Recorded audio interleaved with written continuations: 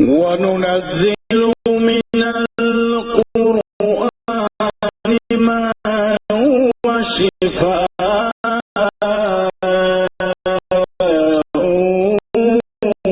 وَرَحْمَةٌ۔ اب اس کے بعد خود قرآن کریم کے جو فضائل ہیں، بے شمار فضائل ہیں، اس کا گننا ممکن نہیں ہے، لیکن کچھ روایتوں کو ہم آپ کے سامنے تذکرہ کریں تاکہ ہمیں اندازہ ہو کہ قرآن کریم کے اعتبار سے ائمہ نے کیا فرمایا اور جو قرآن پڑھنے والے ہیں ان کے اعتبار سے روز قیامت کے کیا ثوابات ہیں جو ائمہ کے کلام کے اندر وارد ہوئے ہیں۔ اس میں بنیادی طور پر اگر ہم پانچویں امام محمد باقر علیہ الصلوۃ والسلام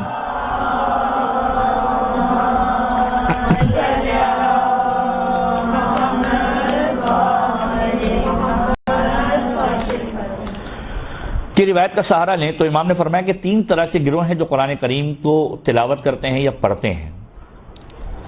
پہلا گروہ وہ ہے جو قرآن کو دولت کا ذریعہ بناتا ہے، یہ ہمارا پسندیدہ نہیں ہے۔ یہ روایت کا خلاصہ ہے، دقیقاً روایت میں آپ کے سامنے عرض نہیں کر رہا، روایت کا خلاصہ ہے کہ پہلا وہ ہے جو قرآن کو دولت کا ذریعہ بناتے ہیں، کہ قرآن کے ذریعے سے دولت کمائیں، دولت کما لیتے ہیں لیکن پروردگار عالم کی بارگاہ میں بھی اور اہل بیت کی بارگاہ کے اندر بھی پسندیدہ نہیں ہے۔ دوسرا گروہ وہ ہے جس نے قرآن کو حفظ کیا ہوا ہے لیکن حدود پروردگار عالم کی احتیاط نہیں کرتے، اللہ تعالیٰ کی بنائی ہوئی حدود کا احتیاط نہیں کرتے۔ معاشرہ بھرا پڑا ہے ایسے لوگوں سے، ہمارے سامنے بے شمار مثالیں موجود ہیں سوشل میڈیا کے اوپر، فیس بک، واٹس ایپ، آپ روزانہ کی بنیاد پر دیکھتے ہیں۔ اب تو ماشاءاللہ لوگوں کے اندر آگاہی اتنی ہو گئی ہے کہ قرآن کریم کے بجائے فیس بک، واٹس ایپ اور ان چیزوں سے ہم لوگ استفادہ زیادہ کرتے ہیں۔ تو حفظ کرنے والے حافظ قرآن حفظ کیا ہوا ہے لیکن حدود کی احتیاط نہیں ہے۔ یہی قرآن کہتا ہے کہ آپ کو کس انداز سے دوسروں سے پیش آنا ہے، لیکن ہم دیکھتے ہیں کہ معاشرے کے اندر جو حافظ قرآن ہے اس کی زبان میں کتنی تاثیر موجود ہے۔ یہی قرآن کہتا ہے کہ اپنے آپ کو پاک و پاکیزہ بنانا ہے، اپنے نفس کو پاکیزہ کرنا ہے اس قرآن کی تلاوت کے ذریعے سے، لیکن جو معاشرے کے اندر حافظین قرآن کی زبان سے پھول جھڑتے ہوئے ہم دکھتے ہیں وہ بھی آپ بہرحال جانتے ہیں۔ تو بے شمار اس کی مثالیں ہو سکتی ہیں، اس کو آپ مزید ایلوبریٹ کر سکتے ہیں اگر ایک لفظ کے اندر، ایک جملے کے اندر جو معصومین کے جملوں سے عرض کیا ہوا ہے کہ دوسرا گروہ وہ ہے کہ جنہوں نے قرآن کو حفظ کیا ہے لیکن حدود خدا کی احتیاط نہیں کرتے ہیں اور پروردگار عالم کی بارگاہ میں اور ائمہ کی بارگاہ کے اندر بھی یہ پسندیدہ نہیں ہے۔ تیسرا گروہ جو معصوم نے فرمایا کہ کچھ قاری قرآن، اب یہاں پر حافظ قرآن نہیں کہا، حفظ کرنا بہت ہی اچھی بات ہے اور بہت ہی کمال کی منزل ہے، لیکن امام نے فرمایا کچھ قاری قرآن ایسے ہیں، قرآن کے پڑھنے والے ایسے ہیں جو اپنے قلب کی شفا کے لیے قرآن کو پڑھتے ہیں۔ ایسے لوگ ہمیں پسند بھی ہیں کہ جو قرآن کے ذریعے سے اپنے قلوب کو شفا دینا چاہتے ہیں۔ اب یہاں پر امام حسن عسکری علیہ الصلوۃ والسلام کا ایک جملہ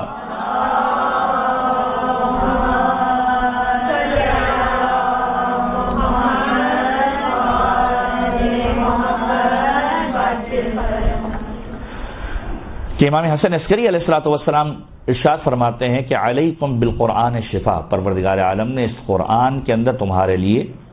شفا کو رکھ دیا ہے۔ ابھی کچھ روایتیں ہم پیش کریں گے کہ جس کے اندر اس عنوان سے بھی تذکرہ موجود ہے، جو تاریخی روایتیں موجود ہیں قرآن کریم کے اعتبار سے، کہ معصومین کے جملوں کے اندر ملتا ہے کہ اگر کوئی شخص قرآن کریم کی تلاوت کرے اور قرآن کو پڑھے تو پروردگار عالم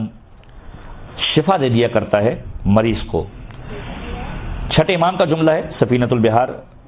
بہار کے اوپر جو دوسری کتاب لکھی گئی سفینۃ البحار کے اندر یہ روایت کو یکجا کیا گیا، لو قرئت الحمد علی میت 70 مرہ ثم ردت فیہ الروح ما کان عجبا، کہ اگر یعنی اس ذیل کے اندر جو امام حسن عسکری نے جملہ کہا اس کے مصداق کے اعتبار سے معصوم کی روایت کیا ہے؟ معصوم فرماتے ہیں کہ اگر فرض کیجئے کہ کسی میت کے اوپر سورہ مبارکہ ہم کو 70 مرتبہ پڑھ دیا جائے تو عجب نہیں کہ پروردگار عالم اس کی روح کو اس میں واپس کر دے۔ یہ سورہ مبارکہ الحمد کی تاثیر کے اعتبار سے بیان کیا گیا کہ 70 مرتبہ اگر قرآن کریم کے سورے کو میت پر بھی پڑھ دیا جائے، یعنی پروردگار عالم نے اتنی تاثیر دی ہوئی ہے کہ الحمد 70 مرتبہ پڑھ دیا تو عجب نہیں کہ وہ میت کے جو مر چکی ہے وہ بھی زندہ ہو جائے، اتنی تاثیر ہے۔ کو جائے کہ ہم کسی بیمار کی بات کریں، یہاں تک کہ روایت ملتے ہیں کہ یہ اتنا فائدہ دینے والا عمل ہے یہ قرآن کریم کے اندر الحمد کے سورے کو پڑھنا کہ معصوم پر بتائیں کہ اسی ذیل کے اندر یہ جملہ لکھا ہے کہ فی انہ ینفع لشفاء العلیل، اگر کوئی علیل ہے، بیمار ہے، اور الحمد اس کے اوپر 40 مرتبہ پڑھ دیا جائے اور پھر اس پر وہ پانی چھڑک دیا جائے یا اسے پانی پلا دیا جائے تو پروردگار عالم جس مصیبت کے اندر وہ گرفتار ہے اس سے اس کو نجات عطا کر دیا کرتا ہے۔ تو یہ سورہ مبارکہ فاتحہ کے اعتبار سے یہ جملے ملتے ہیں کہ بیمار کو شفا اگر چاہیے تو قرآن کریم کے اندر شفا موجود ہے۔ علیکم بالقرآن شفا، ایسا نہیں کہ سورہ مبارکہ الحمد کے اندر ہر سورہ کے اپنے اپنے خواص ہیں، اور شفا کا مطلب یہ نہیں ہے کہ انسان جسمانی بیماریوں سے شفا مانگ رہا ہو، بے شمار ایسی روحانی بیماریاں ہیں کہ جس کا علاج قرآن کریم کے اندر موجود ہے۔ قرآن کریم کی بے شمار آیتیں ہیں جو ہمارے ذہنوں کے اندر بھی محفوظ ہے، بہت ہی مشہور معروف جو خواتین کے اندر تو زیادہ مشہور ہوتی ہیں، بہرحال معاشرے کے اندر بھی مشہور ہے۔ نظر بد کے اعتبار سے جو ہم قرآن کریم کی آیت کا ذکر کرتے ہیں وہی یقاد الذین کفروا، یہ جو قرآن کریم کی آیت ہے یہ خود ایک علاج ہے نظر بد سے دوری کا۔ یا فرض کیجئے کہ خود نظر بد کے اعتبار سے جو معصومین کی روایت کے اعتبار سے ملتے ہیں جملے اور وسواس یا پریشانیاں یا دوریاں یا جو اسباب نحوست ہیں ان سے دور ہونے کے لیے یا جنات سے دوری کے لیے یا وسوسوں سے دوری کے لیے یا کسی ایسی مخلوق غیر مرئی مخلوق کے حملے سے بچنے کے لیے جو ائمہ کی روایت کے اندر جملے ملتے ہیں کہ معصوم کے جملے ملتے ہیں کہ اپنی عادت بنا لو کہ رات کو سوتے ہوئے آیت الکرسی کی تلاوت کرو تاکہ رات کے شر سے محفوظ ہو جاؤ، اور جب صبح بیدار ہو تو صبح دوبارہ آیت الکرسی کی تلاوت کرو تاکہ دن کے اشرار سے محفوظ رہ سکو۔ تو یہ خود ایک روحانی شفا کا عنصر اس کے اندر موجود ہے، نہ فقط جسمانی شفا بلکہ روحانی شفا بھی اس کے اندر ملحوظ خاطر ہے۔ تو خود امام کا جملہ علیکم بالقرآن شفا کہ پروردگار عالم نے اس قرآن کے اندر تمہارے لیے شفا کو چھپا کر رکھا ہوا ہے کہ تم اس کے ذریعے سے شفا کو حاصل کرو، چاہے اب وہ روحانی شفا ہو چاہے وہ جسمانی شفا ہو۔ اور یہاں پر ایک عالم کا ایک عمل بیان کر دیا جائے جو خود میں نے بھی کئی مرتبہ آزمودہ کیا ہے، اور ظاہری اعتبار سے معصومین کی روایت کے اندر میں نے نہیں دیکھا لیکن جن سے میں نے پوچھا تھا اور علماء حقہ میں سے ہیں ان کا بتایا ہوا عمل کہ جو جوائنٹس کے لیے بہت زیادہ پر اثر ہے، اور اس کو میں نے کئی مرتبہ لوگوں کے اوپر پڑھا بھی ہے، لوگوں کے ساتھ اس کو شیئر بھی کیا ہے، اور جب بھی شیئر کیا ہے تو بہرحال اس کا مثبت جو ہے وہ نتیجہ دیکھا ہے۔ لیکن بہرحال جہاں یہ کلام خدا کے ذریعے سے شفا کا معاملہ ہو وہیں پر انسان دوا کا بھی اہتمام ضرور کرے کہ وہ ساری کی ساری چیزیں پیرالل چلتی رہتی ہیں تاکہ انسان کا جو پورا معاملہ ہے وہ منظم رہے۔ تو جوائنٹس کے اعتبار سے جو ایک عمل ہے وہ ہم آپ کی خدمت میں عرض کر دیتے ہیں تاکہ اگر خدا نخواستہ کسی کے ساتھ ایسا معاملہ ہو تو یہ آپ لوگ شیئر کر سکیں، اور بہرحال جس سے بتایا اس کے لیے ذخیرہ آخرت بن جائے اور ثواب کا باعث بن جائے کہ اگر فرض کیجئے کوئی بچہ ایسا ہے یا کوئی بزرگ ایسا ہے یا کوئی بھی شخص ہے جس کو جوائنٹس کی بیماری ہو تو اس کے اعتبار سے جو عمل بتایا گیا کہ 11 مرتبہ ابتدا کے اندر درود پڑھا جائے اور اس کے بعد 11 مرتبہ سورہ مبارکہ الحمد کی تلاوت کی جائے۔ الحمد واحد بیسک کمپوننٹ ہے کہ جس کے اوپر خود اہل بیت اطہار نے خود پروردگار عالم نے فوکس کیا ہے، اور اس کے ذریعے سے بہت زیادہ تاکید جو ہے وہ روایت کے اندر وارد ہوئی ہے کہ 11 مرتبہ درود، 11 مرتبہ سورہ مبارکہ الحمد،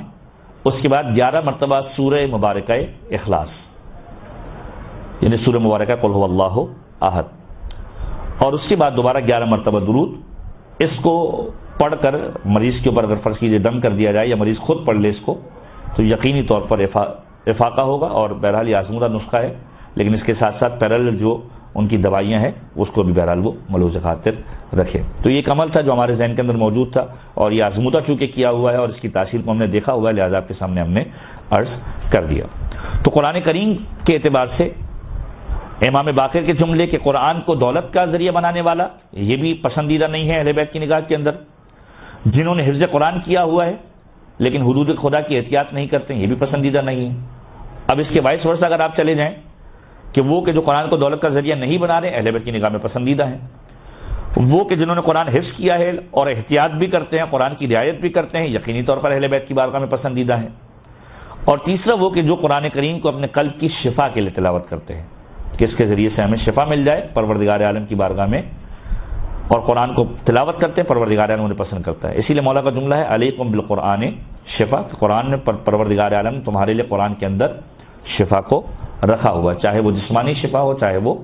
روحانی شفا ہو. بیشتر امراض ایسے ہوتے ہیں کہ جس کے علاج خود قرآن کریم کے اندر موجود ہے. جیسے ہم نے سورہ الحم کے بارے میں ہم نے عرض کیا کہ 70 مرتبہ اگر فرض کیجئے مردے پر بھی پڑھ دیا جائے تو بعید نہیں کہ پروردگار عالم اسے زندہ کر دیں، یا بیمار کے اوپر 40 مرتبہ پڑھ دیا جائے، اس پر دم کر دیا جائے یا اس کا پانی چھڑک دیا جائے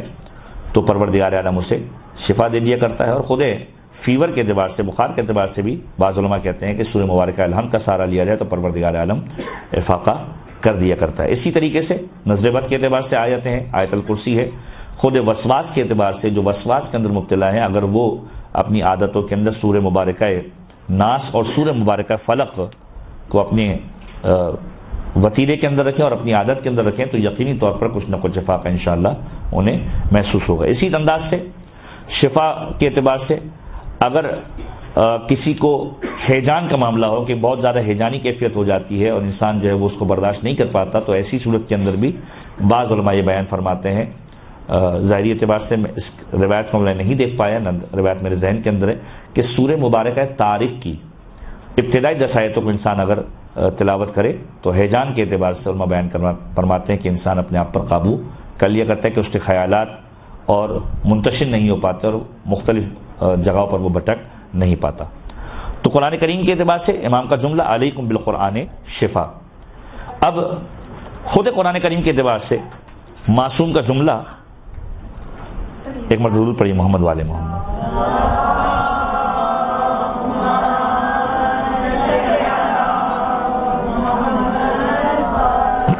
جی فرمائیے.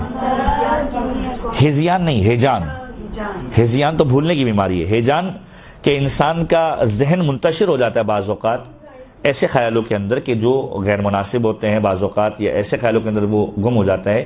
کہ وہ کسی ایک جگہ پر فرض کیجئے فوکس نہیں کر پاتا، یا خدا نخواستہ بعض اوقات ایسا ہوتا ہے کہ بہت زیادہ برے خیالات انسان کے ذہن میں آ رہے ہوتے ہیں. تو ایسے خیالات کے لیے کیسا دیباب کیا جائے کہ رات کو فرض کیجئے سوتے ہوئے سورہ مبارکہ طارق کی 10 آیتوں کی تلاوت کرے تو پروردگار عالم اہتمام کرتا ہے کہ وہ کم سے کم ان چیزوں سے بچ جایا کرتا ہے. تو سورہ مبارکہ طارق کی ابتدائی 10 آیتیں. اب خود قرآن کریم کے اعتبار سے جو روز قیامت پروردگار عالم نے قارئین قرآن کے لیے نعمتیں رکھی ہیں، صادق آل محمد امام جعفر صادق علیہ الصلوۃ والسلام کی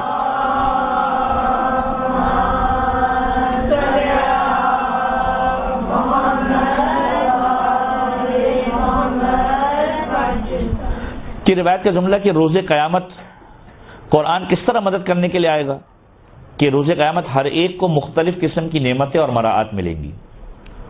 قرآن پڑھنے والے بھی آئیں گے، حافظ قرآن بھی آئیں گے، مومنین بے شمار لوگ موجود ہوں گے. تو جس طرح دوسروں کو مراعات ملیں گی، فیسلٹیز ملیں گی، لگژریز ملیں گی، اسی طریقے سے قرآن کے حامل جو قرآن کو حفظ کرنے والے ہیں، قرآن کو پڑھنے والے ہیں، قرآن کی حفاظت کرنے والے ہیں، ان کو بھی نعمتیں ملیں گی. اور جب ان کو نعمتیں ملیں گی تو پروردگار عالم سوال کرے گا ان لوگوں سے کہ جو قرآن کے حامل ہیں، حافظ قرآن ہیں، بار بار قرآن کریم کی تلاوت کرنے والے ہیں. پروردگار سوال کرے گا کہ تو راضی ہو گیا؟ تو بجائے اس کے کہ یہ شخص مخاطب ہو کہ جو حامل قرآن ہے یا حافظ قرآن ہے، قرآن مخاطب ہوگا کہ پروردگار اسے اور راضی کر دے، پروردگار اسے اور عطا کر دے. اور جب قرآن مخاطب ہوگا تو پروردگار عالم اس کے ایک ہاتھ کو اپنی رضائیت سے بھر دے گا اور دوسرے ہاتھ کو اپنی رحمت سے بھر دے گا. کہ ایک ہاتھ میں پروانہ اس عنوان سے ہوگا کہ پروردگار عالم تجھ سے راضی ہے کیونکہ تو نے قرآن کریم کی حفاظت کی، تو قرآن کا حامل تھا، قرآن کریم کی تلاوت کیا کرتا تھا. لہذا یہی وجہ ہے کہ علماء نے بہت زیادہ فوکس کیا ہے کہ انسان روزانہ کی بنیاد پر کم سے کم قرآن کریم کی کچھ نہ کچھ آیتوں کی تلاوت کرے. اور اتنا زیادہ فوکس کیا گیا ہے کہ جملہ کہا گیا ہے کہ جس طریقے سے انسان جب زمین سے آسمان کی جانب دیکھتا ہے تو رات کی تاریکی کے اندر جب ستارے جگمگا رہے ہوتے ہیں تو ستارے جگمگاتے اسے اچھے لگتے ہیں اور ستاروں کو باقاعدہ طور پر وہ دیکھ پاتا ہے کہ سیاہ آسمان کے اوپر یہ ستارے روشن ہیں. اسی طریقے سے وہ گھر کے جس کے اندر قرآن کریم کی تلاوت ہو رہی ہوتی ہے، ملائکہ کے لیے وہ زمین پر ایسے جگمگا رہا ہوتا ہے کہ جیسے آسمان پر ستارے جگمگا رہے ہوتے ہیں. تو یہ خود قرآن کریم کی فضائل کے اعتبار سے معصومین کا بہت خوبصورت جملہ ہے کہ اپنے گھروں کو اگر اٹینشن دلوانی ہے ملائکہ کے لیے کہ ملائکہ آپ کے گھر کو دیکھ پائیں کہ جو آپ کے لیے شرف کا باعث ہے کہ ملائکہ کہیں کہ زمین کے اوپر ایک گھر ہے کہ جو جگمگا رہا ہے، جس سے روشنی آ رہی ہے، جس سے نور ساطع ہو رہا ہے، وہ گھر وہ ہو سکتا ہے کہ جس کے اندر قرآن کریم کی تلاوت کی جا رہی ہو۔ جس طریقے سے آسمان پر ستارہ جگمگاتا ہے، اسی طریقے سے زمین کے اوپر جو ہے وہ گھر جگمگاتا ہے ملائکہ کے لیے، آسمان والوں کے لیے، کہ جہاں پر قرآن کریم کی تلاوت ہوتی ہے۔ تو وہ افراد کے جو قرآن کے حامل ہوں گے، پروردگار عالم روز قیامت ایک ہاتھ میں اپنی رضائیت کو دے گا اور دوسرا ہاتھ اپنی رحمت سے بھر دے گا، اور یہ کہے گا کہ جنت تیرے لیے مباح ہے، قرآن پڑھتا ہوا جنت کی منازل کو طے کرتا ہوا چلا جا۔ تو یہ وہ قرآن کریم کے ثوابات ہیں کہ جو ائمہ تعین نے ہم سے بیان کیے ہیں، اور قرآن کریم کو باقاعدہ طور پر فوکس کیا ائمہ تعین نے، اور بار بار ائمہ کے جملوں کے اندر یہ جملے ملتے ہیں کہ اس قرآن کو اپنا دستور بناؤ، اس قرآن کو خدا کی رسی سمجھو، اس سے وابستہ رہو۔ کہ معصوم کا جملہ ملتا ہے کہ یہ قرآن پوری ایک کتاب ہے، فرقان ہے، فرق ڈالنے والی ہے، اور ایک ایسا محکم، ایک ایسا واجب ہے، ایک ایسی واضح ترین چیز ہے کہ جس کے اوپر عمل ہونا چاہیے۔ پھر معصوم کا جملہ جو ملتا ہے امام محمد باقر علیہ الصلوۃ والسلام،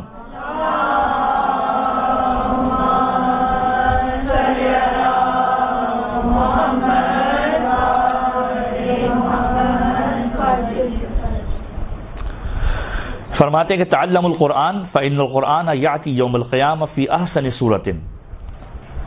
امام باقر فرماتے ہیں کہ قرآن کو پڑھو، قرآن کو سمجھنے کی کوشش کرو، کیونکہ یہ قرآن روز قیامت تمہارے سامنے ایک حسین صورت کے اندر آئے گا اور تمہاری مدد کرے گا۔ کہ یہ قرآن کو ایسا نہ ہو کہ قرآن کو چھوڑ دو۔ مشہور و معروف رہتے کو میں سارا نہیں لے رہا، آپ سنتے رہتے ہیں کہ اس قرآن کے ساتھ ایسا نہ ہو کہ گھر کے اندر پڑا رہا ہو اور غلاف کے اندر بند رہے۔ کہ روز قیامت جس طریقے سے مسجد شکوہ کرے گی، روز قیامت جس طریقے سے علماء شکوہ کریں گے، اسی طریقے سے روز قیامت قرآن کریم بھی شکوہ کرے گا۔ اور خود قرآن کریم کے اندر سورہ مبارکہ فرقان کے اندر پروردگار عالم نے ارشاد فرمایا کہ پیغمبر نے شکوہ کیا ہے اس بات کا کہ یا قومی، کہ ان قومی اتخذوا ھذا القرآن مہجورا، کہ پروردگار میری قوم نے اس قرآن کو تنہا چھوڑ دیا، یعنی قرآن کو نہیں اپنایا، قرآن کو اپنی زندگی کے اندر نافذ نہیں کیا۔ مفسرین کہتے ہیں یہ خود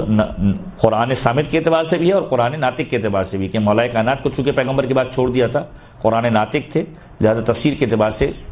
وہ قرآن ناطق کے بارے میں ہے۔ اور بعض علماء کہتے ہیں کہ یہ قرآن صامت کے بارے میں، کہ بہت سارے لوگوں نے پیغمبر کے جانے کے بعد کہا پیغمبر چلے گئے، قرآن کی ضرورت نہیں ہے، قرآن کو اکیلا چھوڑ دیا۔ تو قرآن کو اپنی زندگی کا حصہ بنانا ہے۔ معصوم فرماتے ہیں یہ قرآن روز قیامت تمہارے سامنے حسین صورت کے اندر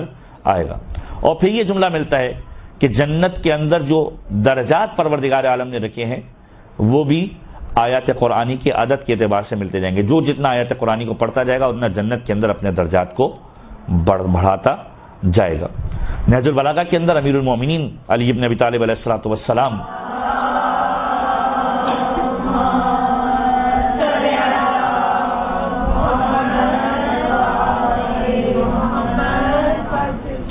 فرماتے علیکم بکتاب اللہ، کہ تم اپنے آپ کو کتاب خدا کے ساتھ مخصوص کر دو، لازم کر دو اپنے لیے کتاب خدا کو۔ فإنہ الحبل المتین، یہ خدا کی وہ رسی ہے کہ جس کا تمہیں سہارا لینا ہے۔ والنور المبین، اور ایک واضح ترین نور ہے پروردگار عالم کی جانب سے جو تمہیں نورانی کرنے والا ہے۔ پیغمبر خدا کی ایک روایت جس میں پیغمبر اس انداز سے قرآن کریم کو لوگوں کے سامنے پیش کرتے ہوئے نظر آتے ہیں کہ قال رسول اللہ صلی اللہ علیہ وآلہ وسلم، جامع الاخبار کے اندر یہ روایت موجود ہے کہ القرآن مأدبۃ اللہ، یا القرآن مأدبۃ اللہ، یہ قرآن خدا کی طرف سے بھیجا ہوا دسترخوان ہے۔ فتعلموا مأدبتہ ما استطعتم، جتنی تم استطاعت رکھتے ہو اتنا اس دسترخوان سے لے کر چلے جاؤ، جتنا تم اس سے حاصل کر سکتے ہو، کوئی کم لے گا کوئی زیادہ لے گا۔ قرآن ایک دسترخوان ہے، لغت کے اندر 3 معنی اس کے آئے ہیں مأدبہ کے، کہ قرآن ایک تحفہ ہے، قرآن ایک تقدیر ہے، قرآن ایک دسترخوان ہے۔ زیادہ موضوع جو جملے ہیں جو روایتوں کے اندر بھی وارد ہوئے کہ قرآن خدا کی طرف سے سجایا ہوا ایک دسترخوان ہے، اس دسترخوان سے جتنا تم چاہ سکتے ہو اتنا تم حاصل کر لو۔ اور اس کے بعد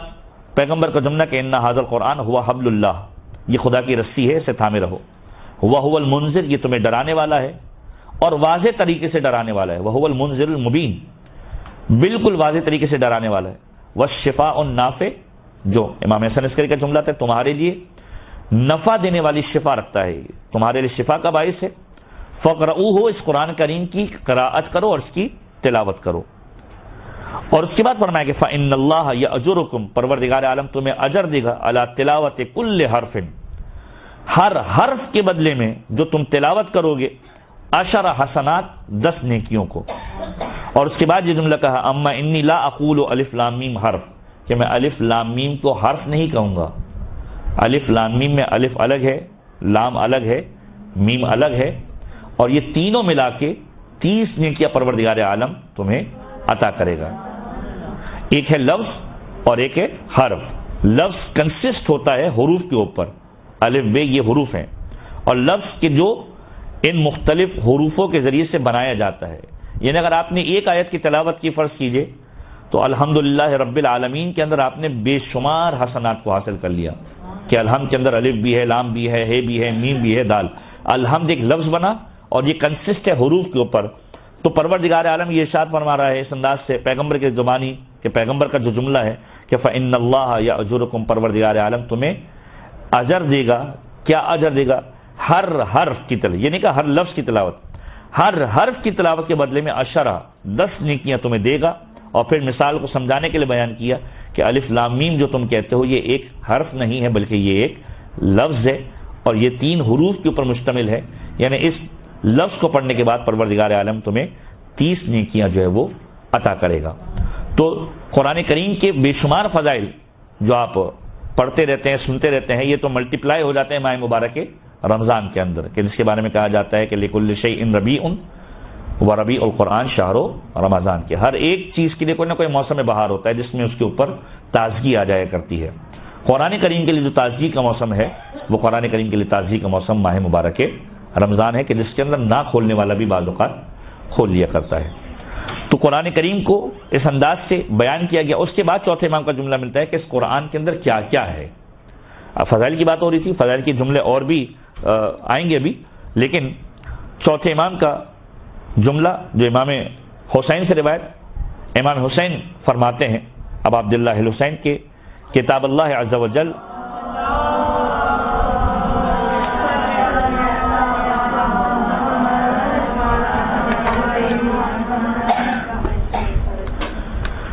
کہ کتاب اللہ عز و جل علی 4 اشیاء، کہ جو خدا کی کتاب ہے جس کو ہم قرآن کہتے ہیں، یعنی ہم یہاں پر اب اسم کی بات کر رہے ہیں، بما ہوا قرآن، یہ جو قرآن کتاب ہے یہ 4 چیزوں کے اوپر مشتمل ہے۔ اور پھر فرمایا کہ وہ 4 چیزیں کیا ہیں؟ فرمایا کہ عبارت ہے، اشارہ ہے، لطائف ہیں اور حقائق ہے۔ کتاب اللہ عز و جل علی 4 اشیاء علی العبارت والاشارت واللطائف والحقائق، کہ اس میں عبارتیں موجود ہیں، عبرتیں موجود ہیں، اشارہ موجود ہے، لطائف موجود ہیں اور حقائق موجود ہیں۔ عبارت سے کیا مراد ہے؟ بے شمار عبرت والے واقعات ہیں۔ خود قرآن کریم کی تحریر، خود قرآن کریم کے واقعات ایسی چیز ہے کہ جس سے انسان عبرت حاصل کر سکتا ہے۔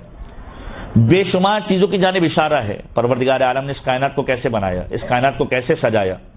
اس میں کون کون سی چیزیں ہیں جس کو انسان دیکھ کے اپنے آپ کو بلندی کی جانب لے کے جا سکتا ہے۔ بے شمار اشارے ہیں کہ ایک راستہ آپ کو بتا دیا گیا، ایک اشارہ آپ کو کر دیا گیا، اب انسان کس قدر اس سے نعمتیں حاصل کر سکتا ہے، اس اشارے کے اوپر منحصر کہ وہ انسان کس حد تک اس کو حاصل کرتا ہے۔ واللطائف، لطیف ترین باتیں ہیں جس سے انسان لطف حاصل کرتا ہے کہ کیا یہ بھی ہو سکتا ہے، کیا یہ بات بھی ہو سکتی ہے۔ والحقائق، اور حقائق کے اوپر مبنی باتیں ہیں، قدیم انبیاء کی ساری داستانیں قرآن کریم کے اندر موجود ہیں۔ تو قرآن بنیادی طور پر امام حسین کی زبان سے جو جملے نکلے 4 چیزوں پر مشتمل ہے، ایک عبارت ہے، ایک اشارہ ہے، اور ایک لطائف یعنی لطیف باتیں،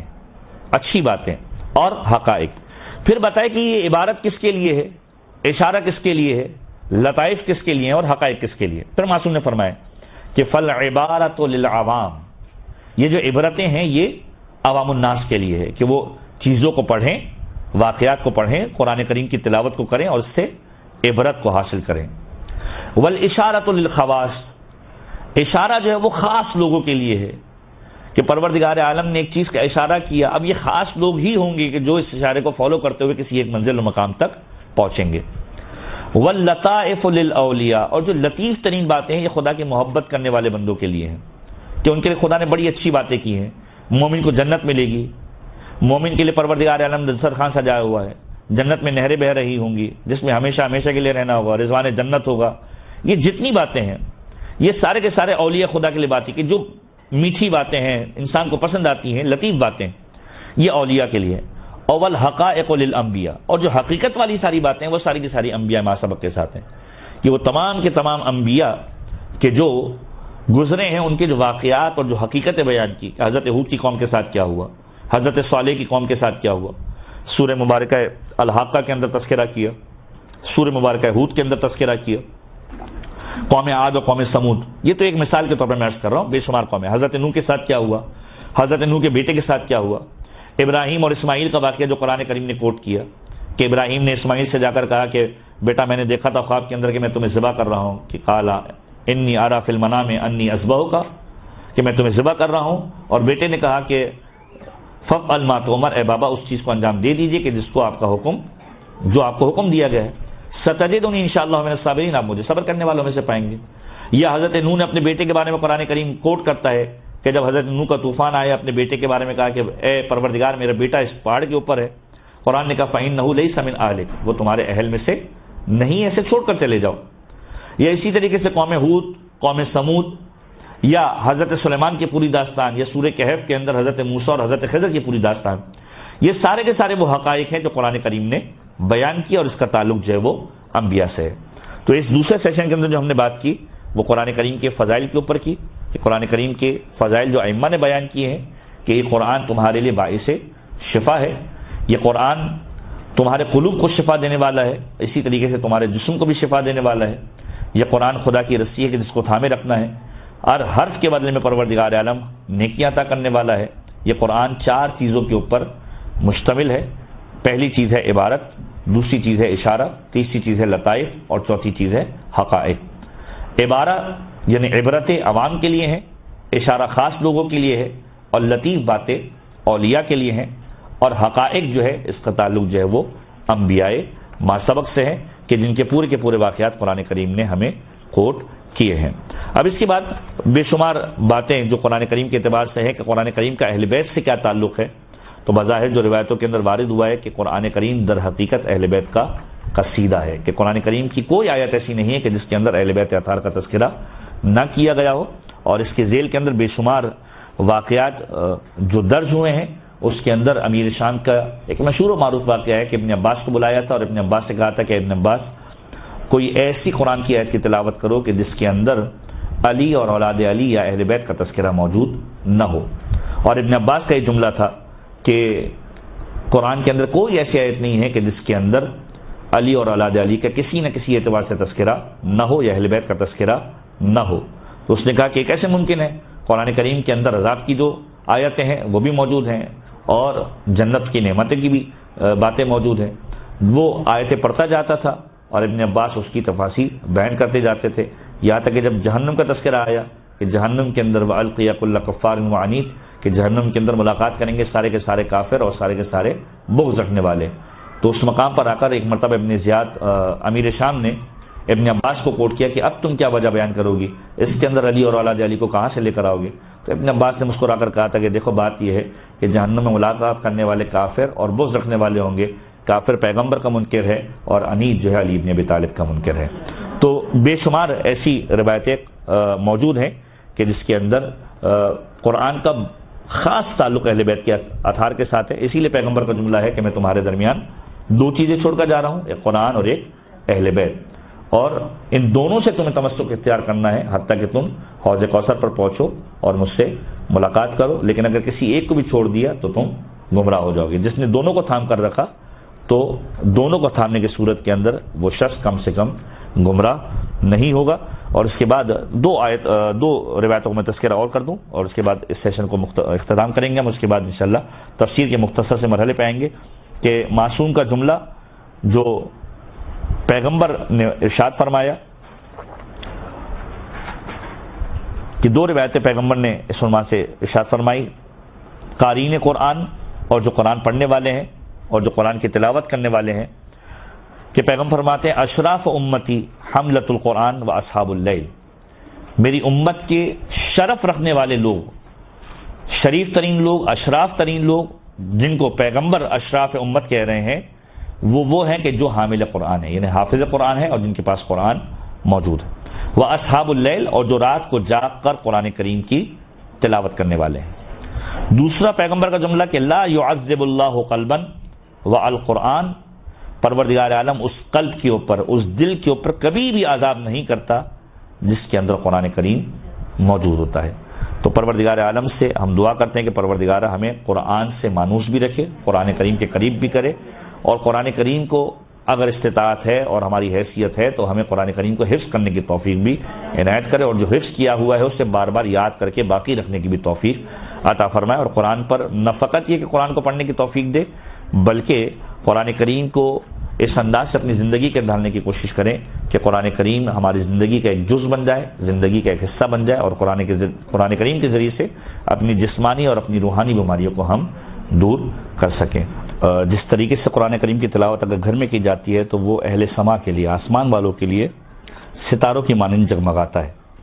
تو پیغمبر خدا کا جملہ ہے جو روایتوں کے اندر وارد ہوا ہے کہ نوروا بیوتکم بتلاوت القرآن، اپنے گھروں کو منور کرو تلاوت قرآن کے ذریعے سے، ولا تتخذوها قبورا، اور انہیں قبریں نہ بناؤ، یعنی جہاں پر قرآن کریم کی تلاوت نہیں ہوتی وہ گھر ہوتے ہیں لیکن قبر کی مانند ہوتے ہیں،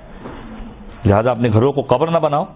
کما فعلت یہود والنصارى، جیسا کہ نصارہ اور یہود نے کیا کہ ان کے درمیان کتابیں آئیں لیکن انہوں نے اپنی کتابوں کی تلاوت نہیں کی اور کتابوں کے ذریعے سے استفادہ نہیں کیا، نتیجہ یہ نکلا کہ ان کے گھر ویران ہو گئے اور گھروں کے اندر کوئی ہدایت باقی نہ رہی۔ اور اپنے کام کرنے کی جگہ پر اور اپنے گھروں کے اندر نماز پڑھو، ذکر پروردگار کرو، اور وہ گھر کہ جس کے اندر فَإِنَّ الْبَيْتَ إِذَا كَثَّرَ فِيهِ تِلَاوَةَ الْقُرْآنِ كَثَّرَ خَيْرُهُ، جس گھر کے اندر زیادہ تلاوت قرآن ہوتی ہے وہاں پر خیر و برکت بھی زیادہ ہوتی ہے، اور اس گھر کے اہل، اس گھر میں رہنے والے، اور ان گھر کے اندر پروردگار عالم روشنی پیدا کرتا ہے، ایک نور پیدا کرتا ہے جو آسمان والے دیکھتے ہیں، ایسا دیکھتے ہیں جیسا کہ ستاروں کو زمین والے دیکھتے ہیں آسمان کے اوپر، یعنی وہ گھر اس طریقے سے جگمگا رہا ہوتا ہے۔ ایک اور روایت کہ جو تلاوت قرآن کے اعتبار سے کہ پیغمبر خدا فرماتے ہیں عن نبی صلی اللہ علیہ وآلہ وسلم کہ من قرأ